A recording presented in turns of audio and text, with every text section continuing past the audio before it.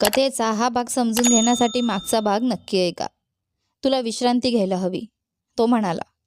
मी पहारा देतो. मला जमत नाही, ती हळूच म्हणाली.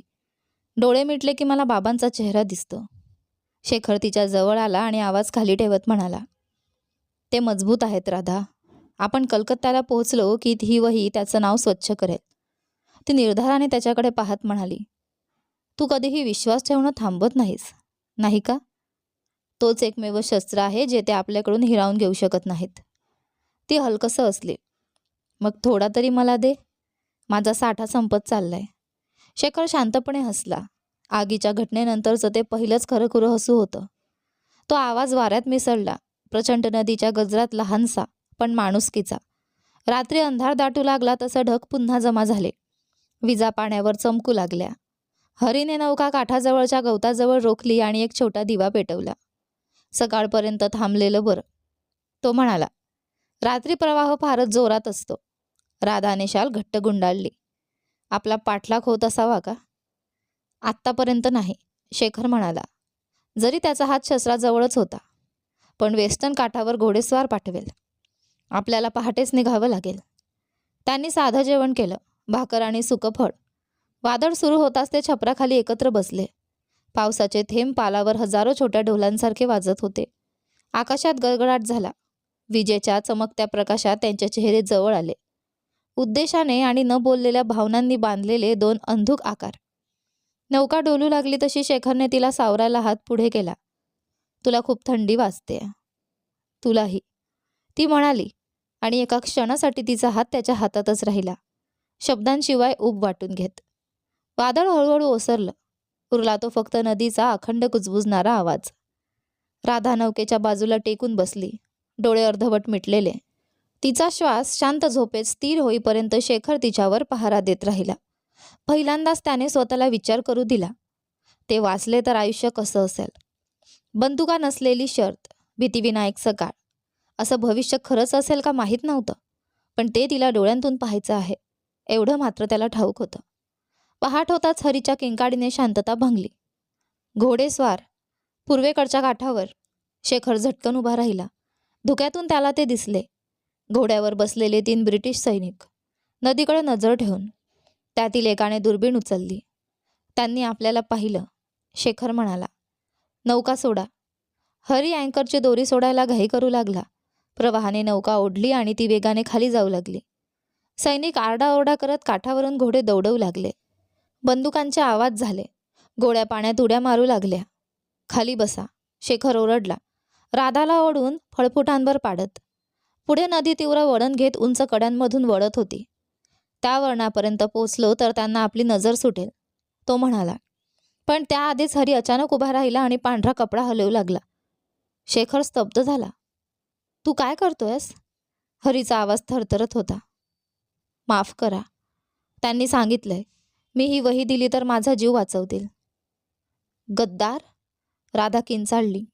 शेखरने ताबडतोब सुकाणू घट्ट पकडत नौका जोरात वळवली. एक गोळी हरीच्या खांद्याजवळून शिट्टी वाजवत निघून गेली. तो वृद्ध कारकून किंचाळला आणि पाण्यात पडला. प्रवाहात क्षणातच दिसेनासा झाला. सैनिकांनी पुन्हा गोळीबार केला पण पुढचं वळण नौकेला गिरून टाकलं. ती नजरेआड झाली. शेखर हात भाजेपर्यंत, बाहूंमध्ये आग लागेपर्यंत वलवलत राहिला आणि शेवटी फक्त वल्ह्यांवर पाण्यावर आपटण्याचा आवाज आणि राधाचा तुटक श्वास एवढंच उरलं. शांत पाण्यात येताच राधाने धक्क्यातून सावरत त्याच्याकडे पाहिलं. त्याने आपला विश्वासघात केला. शेखरचा चेहरा फिकट होता पण आवाज स्थिर. भीती माणसाला कमजोर करते, पण आपली लढाई अजून संपलेली नाही. त्याने कोटाच्या आतल्या गठ्ठ्याची तपासणी केली. वही तशीच होती, कोरडी, सुरक्षित. राधा थरथरत श्वास सोडत म्हणाली. मला वाटलं आपण सगळं पुन्हा गमावलं. शेखरने क्षणभर तिचा हात धरला. जोपर्यंत सत्य आपल्या हातात आहे तोपर्यंत काहीच हरवत नाही. ती मान हलवून त्याचा हात हलकेच दाबून सोडून देते. मग ते कलकत्त्याला घेऊन जाऊया, नदीच आपल्या विरुद्ध होण्याआधी. प्रवाह त्यांना दिवसभर दक्षिणेकडे वाहवत नेत राहिला. संध्याकाळपर्यंत लाल क्षितिजावर शहराच्या रेषा उमटू लागल्या. मस्तूल, धुराडे आणि दूरवर घुमणाऱ्या घटांचा क्षीण नाद. कलकत्ता त्यांची वाट पाहत होता. साम्राज्य आणि बंडखोरीचं शहर, रेशीम आणि धुरांचं मिश्रण. जिथे त्यांच्या नियतीचे अखेरचे तुकडे जुळणार होते. नदी वाहतच राहिली, उदासीन तरीही शाश्वत, इतिहासाच्या हृदयाकडे 2 फरारांना घेऊन जात. एक वही, एक सत्य, आणि कोणतंही वादळ पुसून टाकू न शकेल असा एक अभेद्य बंध. नदीपुढे रुंदावत गोदी आणि नांगरलेल्या जहाजांच्या गुंतागुंतीत शिरले. राधा आणि शेखर गर्दीने भरलेल्या धक्क्यावर उतरले. तोवर गोदामान आड सूर्य मावळत होता आणि पाण्यावर लांब सावल्या पडत होत्या. बाजूने जाणाऱ्या इंजिनातून वाफ शिश्कारत होती. हमालांचे हाकारे, बैलगाड्यांचा सकरकचर आवाज, दगडी रस्त्यांवर लोखंडी चाकांचा खणखणाट, सगळं मिसळून गोंगाट भरून राहिला होता. कलकत्ता, साम्राज्याच्या व्यापाराचं हृदय आणि त्याचं सर्वात मोठं विरोधाभास. इथे रेशीम आणि नीळ एकाच रस्त्यांनी वाहत, तर त्याच रस्त्यांवर भिकारी झोपलेले. उंच लोखंडी गेट्स आड इंग्रज मेजवानी करत आणि कापडाच्या दिव्यांच्या उजेडात भारतीय मुद्रक कुजबुजत बंडखोरी पेरत. हवेतच महत्वाकांक्षा, कोळसा आणि मिठाचा वास भरलेला. शेखरने स्कार्फ चेहऱ्यावर अधिक वर ओढला. लाल बाजार जवळच्या गल्ल्यात आपण सहज मिसळू. गॅझेटचं कार्यालय मसाल्याच्या दुकानामागे लपलेलं आहे. मुख्य रस्त्यावर लाल कोटातील सैनिकांची गस्त पाहत राधा मागोमाग चालली. तिचं हृदय धडधडत होतं. तिने कलकत्त्याची भव्य कल्पना केली होती, पण इतकं जिवंत, इतकं धोकादायक नाही. चालत राहा, शेखर कुजबुजला. डोळे खाली. ते जुन्या इमारतींनी भरलेल्या अरुंद गल्लीत शिरले. शिंपी दुकानं आणि कागद व्यापाऱ्यांच्या वर बंगाली आणि इंग्रजी पाट्या लटकत होत्या. शहर ऊर्जेने धडधडत होतं. भिंतीसुद्धा जणू गुपित कुजबुजत होत्या. रात्र पडताच ते एका मोडकळीस आलेल्या अंगणात पोहोचले, जिथे एकमेव कंदील उजेड देत होता. शेखरने लाकडी दारावर 3 ठोके दिले. दारात एक अरुंद चीर उघडली. आतून इतक्या आवाजात प्रश्न आला, मुद्रणालयात कोण शोधतंय? जे सत्याची शाई वाहून आणतात. शेखर उत्तरला. दार आधी किंचित, मग पूर्ण उघडलं. शाईने माकलेल्या बाह्यांचे एक तरुण त्यांना आत बोलावू लागला. लवकर या, गस्त अस्वस्थ झाली आहे. ते कागद आणि तेलाच्या वासाने भरलेल्या खालच्या खोलीत शिरले. कोपऱ्यातील छापखाना तालबद्ध आवाज करत चालू होता. त्याचे रोलर्स जणू जिवंत हृदयाच्या ठोक्यांसारखे फिरत होते. पुरुष आणि स्त्रिया शांतपणे काम करत होते. अक्षर जुळणी, कागद घड्या घालणं, शाई घालणं. मध्यभागी उभे होते श्रीमान आनंदा मुखर्जी, उंच व्यक्तिमत्व, चांदीसारख्या रेषा उमटलेले केस आणि तीक्ष्ण विचारमग्न डोळे. शेखर पुढे आला. कलेक्टरच्या कार्यालयातील भ्रष्टाचाराचे पुरावे आम्ही आणले आहेत. वेस्टनच्या वही, त्याच्याच शिक्क्यासह. मुखर्जीने शेखरकडून राधाकडे नजर वळवली. आणि तुम्ही? राधा शांतपणे बोलली. राधा सेन, सुभाष सेन यांची मुलगी, जे सध्या फोर्ट विल्यममध्ये कैद आहेत. खोलीत शांतता पसरली. मग मुखर्जींचा चेहरा मऊ झाला. तुमच्या वडिलांनी कधी काळी आमच्यासाठी लिहिलं होतं. वेस्टनने त्यांची लेखणी गप्प करण्यापूर्वी, तुमच्यात त्याचंच धैर्य आहे. ते छापखान्याकडे इशारा करत म्हणाले. ज्या गोष्टीसाठी तुम्ही जीव धोक्यात घातलात ती मला दाखवा. शेखरने कातडीच्या आवरणातली गठ्ठी पुढे केली.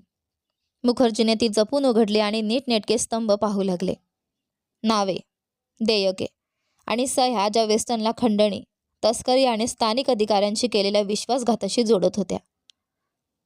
हे, तो कुजबुजला. अर्ध्या जिल्हा कार्यालयाचा भांडाफोड करू शकतं. तो वर पाहत म्हणाला. हे छापलं तर आपल्यापैकी प्रत्येकाचा पाठलाग होईल, पण छापलं नाही तर सत्य इथेच मरेल. राधाचा आवाज थरथरला. छापा. माझ्या वडिलांनी न केलेल्या गुन्ह्यासाठी साकड्यात कुजायला नको. शेखर मान हलवतो. आता थांबायला आपण खूप पुढे आलो आहोत.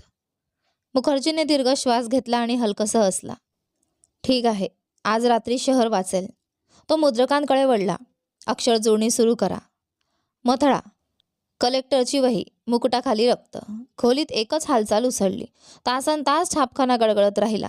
शाईने माखलेले हात उतावळेपणे कागद मशीनमध्ये घालत होते. छापखान्याचा तालबद्ध ठोका बाहेरच्या मान्सून वाऱ्याशी मिसळत होता. राधा खिडकीजवळ उभी राहून पावसात धुसर होणाऱ्या शहराच्या दिव्यांकडे पाहत होती. शेखर तिच्या शेजारी आला. आवाज कमी ठेवून म्हणाला. जे बहुतेक पुरुष तजावले नसते ते तू केलंस. तूही, ती म्हणाली. तुझ्याशिवाय मी अजूनही गप्पच राहिले असते. तो हलकसा हसला. गप्प बसवणं हे साम्राज्याचं सगळ्यात जुनं शस्त्र आहे. तू ते मोडलंस. काही काळ ते दोघेही गप्प होते. आता त्यांच्या जवळीकीत बदल जाणवत होता. फक्त सामायिक धोका नाही तर सामायिक ध्येय. शेखरने हात पुढे करत तिच्या चेहऱ्यावरची सुटलेली बट अलगद बाजूला केली. स्पर्श संकोचलेला तरी ठाम. राधाचा श्वास अडकला. खिडकीपलीकडचं जग नाहीसं झालं. सैनिक, भीती, अगदी पाऊसही. उरली ती फक्त 2 माणसांमधली नाजूक ऊब, ज्यांनी स्वतःपेक्षा मोठ्या स्वप्नासाठी सगळं पणाला लावलं होतं. तिने त्याची नजर धरली. दिव्याच्या प्रकाशात तिचे डोळे उजळले. कधी वाटतं का आपण वेगळ्या काळात भेटलो असतो तर? तो मान हलवतो. नाही, कारण मग तू खरं तर कोण आहेस हे मला कदाचित कळलंच नसतं. अचानक दार जोरात आपटलं. भिजलेला, धापा टाकणारा एक तरुण संदेशवाहक आत धावला. सर, ब्रिटिश गस्त गल्ल्यांवर धाडी टाकत आहेत. कोणीतरी त्यांना खबर दिली आहे. मुखर्जीने दात खाऊन पुटपुटलं. कागद हलवावे लागतील. वही लपवा. कामगार इकडे तिकडे पळाले. शेखरने छापलेले कागद उचलून ज्यूटच्या पोत्यात कोंबले. राधाही मदतीला लागली. तिचे हात थरथरत होते. बाहेर दगडी रस्त्यावर बुटांचे ठोके घुमत होते. शिट्ट्यांचा कर्कश आवाज हवेत घुसला. ते जवळ आलेत, शेखर म्हणाला. छापखाना इथे असताना आपण त्यांच्यापासून पळू शकत नाही. मुखर्जी गंभीरपणे मान हलवतात. वही आणि कागदांचा पहिला गठ्ठा घेऊन जा. तळघराखाली एक बोगदा आहे, तो नदीपर्यंत जातो. जा. शेखर क्षणभर थांबला. आणि तुम्ही? मी त्यांना थोपवतो. तो वृद्ध शांतपणे म्हणाला. छापखाना जिवंत ठेवायला कुणीतरी हवंच. राधाने त्यांचा हात स्पर्श केला. आम्ही परत येऊ. तो हसला. सत्य टिकून राहिलं तर मला वाचवण्याची गरज नाही. वरून आरोळं ऐकू येत असताना ते अंधाऱ्या तळघरात उतरले. शेखरने कंदील पेटवला. पाण्याने अर्धवट भरलेला अरुंद मार्ग उजळला. जवळ राहा, तो म्हणाला. ते गुडघ्या एवढ्या चिखलातून वाट काढत चालले. पावलांचे हलके प्रतिध्वनी उमटत होते. हवेत ओलसर माती आणि शाईचा वास होता. मागून दारा आपटण्याचा आवाज, काच फुटण्याचा खणखणाट आणि बुटांची जड ताल येत होती. अखेर ते नदीकाठी बाहेर आले. जुन्या गोदामाच्या लाकडी तुळ्यांच्या आत लपलेले. वर शहर उभं होतं. धुक्यात थरथरणारे कलकत्त्याचे दिवे. राधा भिंतीला टेकून उभी राहिली, धापा टाकत. शेखरने छापखान्यातून उठणाऱ्या धुराकडे मागे पाहिलं. त्यांना सापडलं. ती कुजबुजली. तो मान हलवतो. पण त्यांनी ते थांबवलं नाही. दूरवर घंटांचा क्षीण नाद ऐकू आला. पहाटेची हाक. आकाश फिकट होत असलेल्या पूर्वेकडे पाहत होते. राधा म्हणाली, लोक जागे झाले की ते वाचतील. हो, शेखर शांतपणे म्हणाला. आणि एकदा सत्य वाचलं गेलं की ते विसरता येत नाही. पावसाच्या रेगा चेहऱ्यावर ओघळत असताना तो तिच्याकडे वळला. तुझ्या वडिलांना आपण परत आणू. राधा, कितीही किंमत मोजावी लागली तरी. तिने त्याची नजर धरली. आवाज मृदू पण ठाम. त्याची किंमत किती असते हे तुला आधीच माहीत आहे. आणि तरीही तू ती मोजायचं ठरवलंस. मी ती पुन्हा निवडेन, तो साधेपणाने म्हणाला. त्या क्षणी जागृत होत असलेल्या शहरावर धूळ वळसा घालत असताना आणि पायाखाली नदी कुजबुजत असताना दोघांच्या मनात काहीतरी स्थिरावलं. अर्ध प्रेम, अर्ध नियती. सूर्योदयापर्यंत सैनिक फरारांचा शोध घेत रस्त्यांवर पसरले. पण उशीर झाला होता. नवीन छापलेले हजारो कागद बाल्कनीवरून, चहाच्या टपऱ्यांवरून, अंगणांतून आणि बाजारांतून उडत होते. प्रत्येकाच्या तळाशी तेच शब्द छापलेले होते. सत्य रक्तबंबाळ होतं, पण कधीच मरत नाही. आणि अनेक वर्षांनंतर प्रथमच कलकत्ता भीतीने नव्हे तर आशेने हलला. पहाटेचा पहिला प्रकाश धुक्यातून हळूच झिरपू लागला आणि कलकत्ता जागा होऊ लागला. हुगळी नदीवरून होड्या निवांत वाहत होत्या. धुरकट क्षितिजावर त्यांच्या पाल फिकट भासत होत्या. नदीकाठच्या गोदामातून राधा सूर्योदय पाहत होती. केशरी आणि मृदू, जणू राखेतून वाट काढत उगवणारी आशा. त्या रात्रीने तिच्याकडून मोजण्यापलीकडे बरंच काही हिरावून घेतलं होतं. गॅजेटचा छापखाना उद्ध्वस्त झाला होता. श्रीमान मुखर्जींचं भविष्य अज्ञात होतं. आणि सत्याकडे टाकलेलं प्रत्येक पाऊल साम्राज्याचं लक्ष त्यांच्यावर खिळवत होतं. दाराजवळ शेखर उभा होता, मौनात. नदीमुळे कपडे ओलसर झालेले. त्याचे खांदे नेहमीपेक्षा जड दिसत होते. जणू गमावलेल्या सगळ्यांचं ओझं तिथेच येऊन बसलं होतं. राधा शांतपणे खोली ओलांडून आली. तो कोटावरचे शाईचे डाग पुसण्याचा प्रयत्न करत असताना त्याच्या हातातली हलकी थरथर तिला दिसली. सुरुवातीला त्याला तिची चाहूलही लागली नाही. शेखर, ती हळूच म्हणाली. तो वळला, डोळे थकलेले पण स्थिर. तुला विश्रांती घ्यायला हवी. दुपारच्या आधी पुन्हा हलावं लागेल. तू असा दिसतोयस तेव्हा मला विश्रांती घेता येणार नाही. ती कुजबुजली. सगळं तू एकटाच वाहतोयस. तो हसण्याचा प्रयत्न करतो पण अर्ध्यावरच तो फसतो. शोक करण्याची वेळ नाही राधा. आत्ता तरी नाही. ती अजून जवळ आली. मग ते मला वाटू दे, किमान एका क्षणासाठी. तो उत्तर देण्याआधीच तिने त्याला मिठीत घेतलं. हालचाल शांत, सहज, जणू विचारांपेक्षा तिचं हृदय वेगाने धावलं. क्षणभर शेखर स्तब्ध झाला. मग हळूहळू त्याने श्वास सोडला. त्याचे हात वर आले, क्षणभर संकोचत, आणि अलगद तिच्या खांद्याभोवती स्थिरावले. गोदामाबाहेरचं जग, धूर, सायरन्स, शहर जणू शांततेत विरून गेलं. दोघेही काही बोलले नाहीत. तिचा गाल त्याच्या छातीवर विसावला होता. त्याचे हृदय धडधड खोल आणि स्थिर, दूरवरच्या ढोलासारखे. त्या स्थैर्यात ते फरार किंवा क्रांतिकारी नव्हते. ते फक्त दोन आत्मे होते, अतोनात वेदना पाहिलेले, एकमेकांच्या उपस्थितीत थोडासा आसरा शोधत. राधा मागे सरकली तेव्हा तिचे डोळे ओलावलेले होते. तू नेहमी सगळ्यांचं रक्षण करायला धावतोस, पण तुझं रक्षण कोण करतो? शेखरचा आवाज हलका होता. कदाचित आत्ताच तू केलंस. दुपारपर्यंत गोदामात कुजबूज वाटली. भूमिगत प्रेस जाड्यातील एका संदेशवाहकाने कठोर बातमी आणली. ब्रिटिश अधिकाऱ्यांनी सुभाष सेन यांना अटक केली असून 3 दिवसात कलेक्टर कोर्टात सार्वजनिक खटला ठेवला आहे. वेस्टर्न स्वतः कारवाईचं नेतृत्व करणार होता. त्यांना उदाहरण बनवायचंय, संदेशवाहक म्हणाला. त्या लेखानंतर साम्राज्याला रक्त हवं आहे. शेखरचा जबडा घट्ट झाला. मग आपण त्यांना सत्य देऊ. राधाचा चेहरा फिकट पडला. ते आपल्याला तिथे सापडलेत तर? सापडतील, शेखर म्हणाला. म्हणूनच आता लपून राहता येणार नाही. त्याने गॅझेटची उरलेली पाने टेबलावर पसरली. लोकांची मनं वळवायला ही पुरेशी आहेत, पण विश्वास बसायला एक चेहरा, एक आवाज हवा. तिला त्याचा अर्थ कळला. तुला माझ्याकडून बोलून घ्यायचंय? तू आरोपीची मुलगी आहेस, तो सौम्यपणे म्हणाला. तू न्यायालयासमोर उभी राहून वेस्टर्नचं नाव घेतलंस तर ते फक्त बंड ठरणार नाही, तो इतिहास ठरेल. राधाचा श्वास थरथरला. मलाही अटक करतील. शेखरने तिच्या डोळ्यात नजर रोखली. मग मी तुझ्या शेजारी असेन. त्या रात्री कलकत्ता नेहमीपेक्षा अधिक उजळला होता. कुजबूज घोषणांमध्ये बदलली. गल्ल्यांत मशाली पेटल्या. शहरातील मुद्रक, विद्यार्थी आणि कामगार गॅझेटच्या मथड्याची हातपत्रकं वाटू लागले. कलेक्टरची वही, मुकुटाखाली रक्त. प्रत्येक प्रतीच्या कोपऱ्यात एक छोटा लाल ठसा होता, ज्याचा अर्थ लवकरच सर्वांना कळला. सत्याची किंमत रक्त असते, पण मौन नाही. दरम्यान कलेक्टर कोर्टाच्या भव्य सभागृहात वेस्टर्न खटल्याची तयारी करत होता. त्याचे चकचकीत बुक संगमरवरी जमिनीवर टकटकत होते.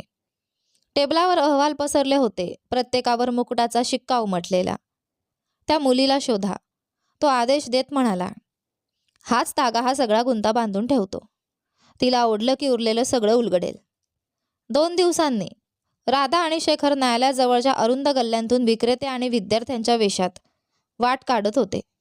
सैनिक सर्वत्र होते. न्यायालयाच्या पायऱ्यांवर मुकुटाचे झेंडे फडकत होते. दुरून त्यांनी सुभाष सेन यांना आणताना पाहिलं. मनगटांना साखळ्या, पण देहबोली अभंग. त्यांची पांढरी दाढी सूर्यप्रकाशात बंडाचं चिन्ह असल्यासारखी उजळत होती. राधाने शेखरचा हात घट्ट धरला. ते जरा जास्तच वयस्कर दिसतायत. ते अभिमानाने उभे राहिले. शेखर हळूच म्हणाला. तू येणार आहेस हे त्यांना माहीत आहे. ते कारकुनांसाठीच्या बाजूच्या प्रवेशद्वारातून आत शिरले. दालनात धूळ आणि चुन्याचा वास होता. चालताना शेखरचा हात तिच्या हाताला लागला. एक छोटंसं स्थिर आश्वासन की ते दोघेही एकटे नाहीत. ते आत गेले तेव्हा न्यायालय गर्दीने भरलेलं होतं. पॉलिश केलेल्या बाकांवर ब्रिटिश अधिकारी बसले होते, तर मागे स्थानिक पत्रकार एकत्र उभे होते. वेस्टर्न पुढे उभा होता, गणवेशात निर्दोष, सभ्यतेच्या मुखवट्यामागे दडलेला शिकारी. तो थंडपणे बोलू लागला. कैदी सुभाष सेन यांच्यावर देशद्रोह, कटकारस्थान आणि सशस्त्र बंडाला मदत केल्याचे आरोप आहेत. मुकुट विश्वासघात सहन करणार नाही. तो बोलत असताना राधाच्या कानात तिची नाडी ठोठावत होती. प्रत्येक शब्द तिच्या अंगातून निकालासारखा घुमत होता. तिने वडिलांकडे पाहिलं. क्षणभर त्यांची नजर तिच्याशी भिडली. त्यात दुःखही होतं आणि अभिमानही. शेखर जवळ झुकला. आता? राधा उभी राहिली. माझ्याकडे पुरावे आहेत. सभागृहात एकच उसासा उसळला. वेस्टनचा चेहरा आवडला. त्या न्यायालयात व्यत्यय आणणारी तू कोण? राधा सेन, ती स्पष्टपणे म्हणाली. ज्याच्यावर तुम्ही आरोप करता त्यांची मुलगी आणि तुमच्या गुन्ह्यांची साक्षीदार. सभागृहात कुजबूज पसरली. ती पुढे सरकली आणि मुखर्जीने छापलेली वही उलगडली. या पानांवर तुमचाच शिक्का आहे मिस्टर वेस्टन. जप्त केलेल्या जमिनींसाठीची देयके, लाच दिलेले सैनिक आणि कारणाविना फासावर चढवलेले पुरुष. वेस्टनचा आवाज पोलादासारखा कडक झाला. खोटं. देशतोही प्रचार. पण शेवटी तिच्या शेजारी उभा राहिला आणि ब्रिटिश चिन्ह असलेलं एक पान वर धरलं. या पानावर तुमची सही आहे. चंद्रपूरवरील धाडीच्या 2 दिवस आधीची. तुमच्या नफ्यासाठी तुम्ही निरपराध गावकऱ्यांना दोषी ठरवलं. सभागृहात एकच गोंधळ उसळला. न्यायाधीशाने शांततेसाठी हातोडा आपटला. सैनिक त्यांच्या दिशेने पुढे सरसावले, पण राधा हलली नाही. माझ्या वडिलांनी मला शिकवलं की सत्य बोलायलाच हवं, कोणी ऐकत नसलं तरी, ती म्हणाली. आज मला कळालं की ते चुकीचं होतं, कारण आज संपूर्ण शहर ऐकत आहे. बाहेर घंटानाद घुमू लागला. चौकात जमलेली गर्दी घोषणा देऊ लागली. लाटा उसराव्यात तसे आवाज वाढत गेले. निरपराधांना स्वातंत्र्य, सेनसाठी न्याय. तो गोंगाट न्यायालयाच्या भिंतीही आदरवू लागला. पहिल्यांदाच वेस्टन भयभीत दिसला. तो ओरडला, दोघांनाही अटक करा. पण त्याचे लोक हालचाल करण्याआधीच शेकडो लोक गेट्सकडे झेपावले, पहाऱ्यांना मागे ढकलत. त्या गोंधळात शेखरने राधाचा हात पकडला. इकडे. ते मागच्या दालनातून पळत गेले. दगडी पायऱ्यांची उतरंड उतरून अंगणात पोहोचले. मागून काचा फुटण्याच्या आवाजाने सैनिकांच्या आरोळ्या येत होत्या. गल्लीत पोहोचताच राधा अडखळली, धापा टाकत. शेखरने तिला पकडून भिंतीला सावरलं. आपण केलं, तो श्वास घेत म्हणाला. त्यांनी तुझं ऐकलं. तिच्या डोळ्यात अश्रू दाटले. माझे वडील, त्यांना वाचवतील का? शेखरने हळूच मान हलवली. माहीत नाही, पण आज त्यांनी पाहिलं ते कशासाठी उभे होते. ती त्याच्याकडे पाहत राहिली, चिखलाने माखलेला, थकलेला पण जिवंत. आता आपण कशासाठी उभे आहोत? त्याच्यासाठीच, तो सौम्यपणे म्हणाला. उद्याच्या दिवसासाठी. त्या रात्री शहर झोपलं नाही. दूरवर आगी पेटल्या, विनाशाच्या नव्हे तर जागृतीच्या. सत्य बोललं गेलं होतं आणि ते गप्प करता येणार नव्हतं. गोदामाच्या मंद प्रकाशात राधा शेखरच्या शेजारी बसली होती. फाटलेल्या वहीवर त्यांचे हात एकत्र विसावलेले. यावेळी शब्दांची गरजच नव्हती. बाहेर नदी वाहतच राहिली, खोटेपणाची राख घेऊन आणि पहाटेचं शांत आश्वासन सोबत करत. सकाळ शांततेत उगवली. नेहमी पहाटे घोडागाड्यांच्या खडखडाटाने आणि विक्रेत्यांच्या आरोळ्यांनी जिवंत असणारं शहर आज करड्या आकाशाखाली गोठल्यासारखं वाटत होतं. वसाहतीच्या भागातील अरुंद रस्त्यांवर थंड धुकं पसरलं होतं आणि तिथे ब्रिटिश तुरुंग उभा होता. त्याच्या कालवणलेल्या भिंती रात्रीच्या रिमझिम पावसामुळे ओलसर चमकत होत्या. राधा वेगाने चालत होती. तिची शाल तिने चेहऱ्याभोवती घट्ट आवडली होती. प्रत्येक पाऊल दगडी फरशीवर घुमत होतं. तिला झोप लागली नव्हती. जागरणाची रात्र अजूनही पावसासारखी तिच्यावर चिकटून होती, जड, न थांबणारी, थंड. तिच्या शेजारी शेखर शांतपणे चालत होता. थकव्यामुळे कालवणलेले, खोल गेलेले डोळे प्रत्येक कोपऱ्याकडे सैनिकांसाठी सावध नजर टाकत होते. पहाटे अंगणाजवळ पोहोचू देण्यासाठी त्यांनी तुरुंगातील एका कारकुनाला लाच दिली होती.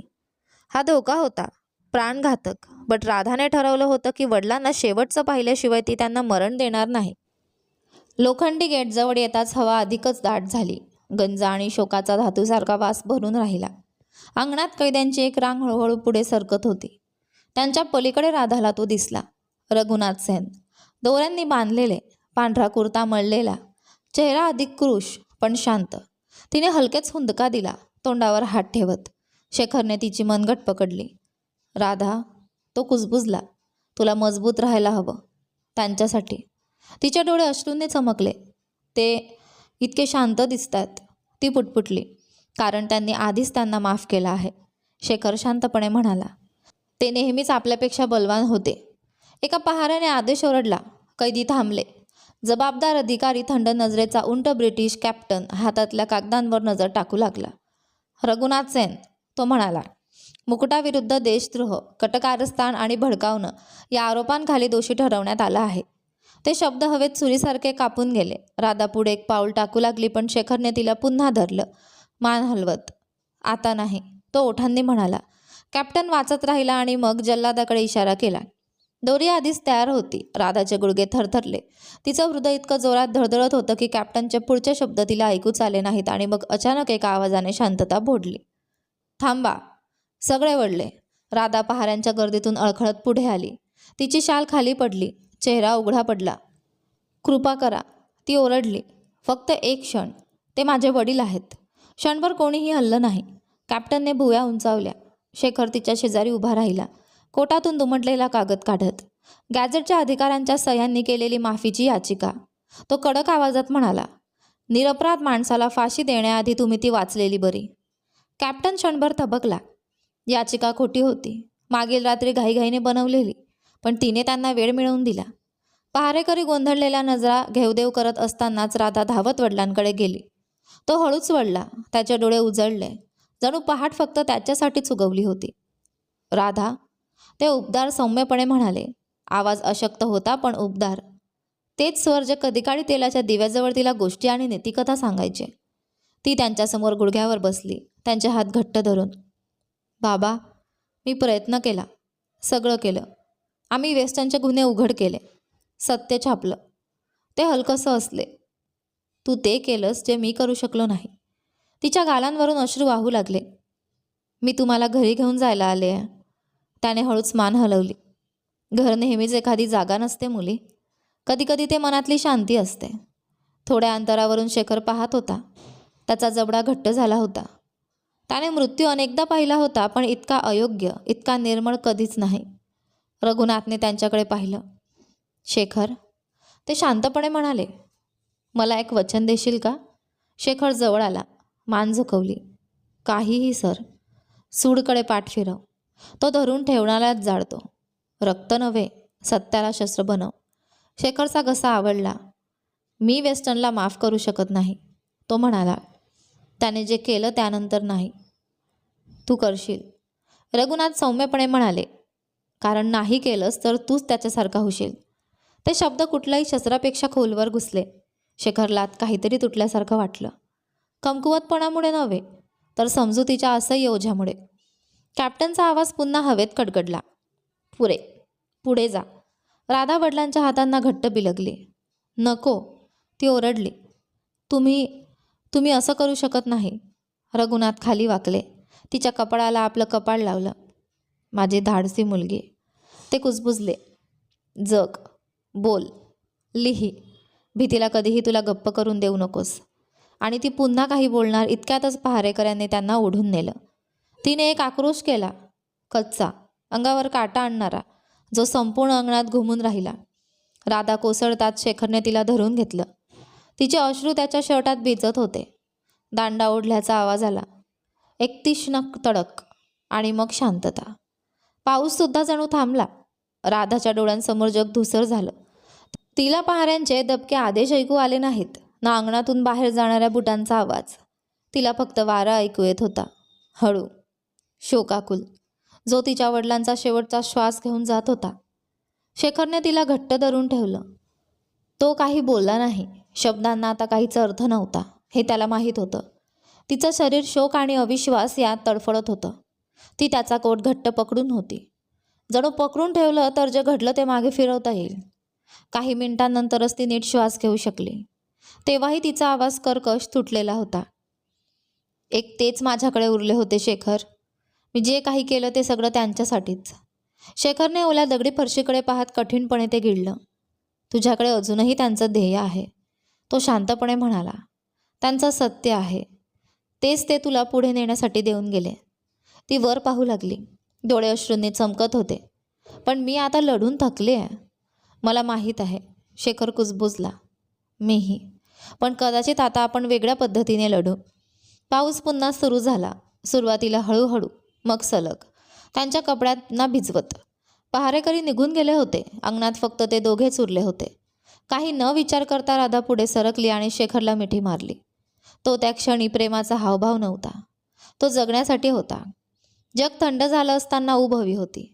क्षणभर शेखर गोठला, मग त्यानेही तिला घट्ट धरून घेतलं, जणू त्या भिंतीपलीकडील सगळ्या क्रूरतेपासून तिला अडवू शकेल. पावसाच्या धारांनी त्यांच्या चेहऱ्यांवरून वाहत अश्रू आणि पाणी एकरूप केलं. आशा आहे की तुम्हाला आपला हा भाग आवडला असेल. कसा वाटला कमेंट करून नक्की सांगा. व्हिडिओ आवडला असेल तर व्हिडिओला लाईक करा, शेअर करा. चॅनलवर नवीन असाल तर चॅनलला सबस्क्राईब करा. धन्यवाद.